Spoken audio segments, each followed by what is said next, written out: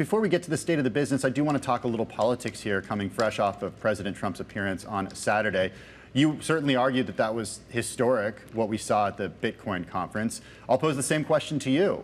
What do you need to see from Vice President Harris to convince you that she would support crypto in the White House? You know, it was a historic moment. We now have two presidential candidates that have come out in favor of Bitcoin, between Kennedy and also Trump. I think action, I agree with what David said, action's required. When you're currently in power, you shouldn't be held to a standard of talking about what you're going to do. It should be about what you are doing. It's been a tough road for the industry. There hasn't been a lot that's made it easy to, progress forward. And I think that we need to see an open mind. The thing that I'm most disappointed about is there was not a single person from the other side of the aisle at the conference. And, in addition to former President Trump being there, there was a lot of senators, there were governors, there were a lot of individuals there, but they were all from one side of the aisle. And I think that from a party line approach, there needs to be reaching out to the industry, gaining an understanding, and then taking action for those that are currently in power. Zach, I have a question about the content of the speech here. A lot of what former President Trump was talking about was electricity, the need for more electricity to really fuel this Bitcoin industry. Do the clean efforts go away in the Bitcoin mining industry in a future potential Trump administration? No, I don't think so. CleanSpark, we pride ourselves in being one of the most or the least carbon intensive miners in the country. Last year in our sustainability report, we cited over 80% carbon-free power.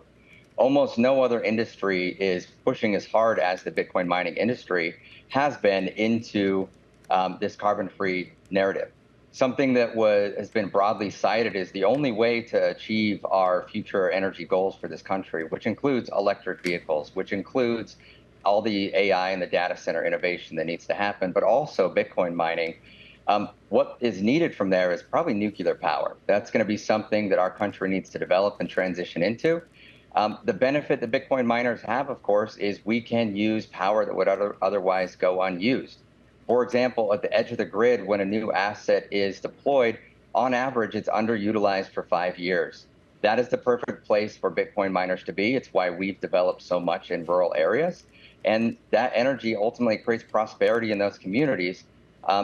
But I don't think that the clean, part of this needs to go out the window. I think that all industries, not just Bitcoin mining, not just data centers, we all want clean air. We all want clean water to drink, and it's up to all of us to get it done. But we need more power. We're never going to save ourselves into an abundant future. Can you do this on your own? Can the industry do it on its own, or does it need government intervention to provide that power?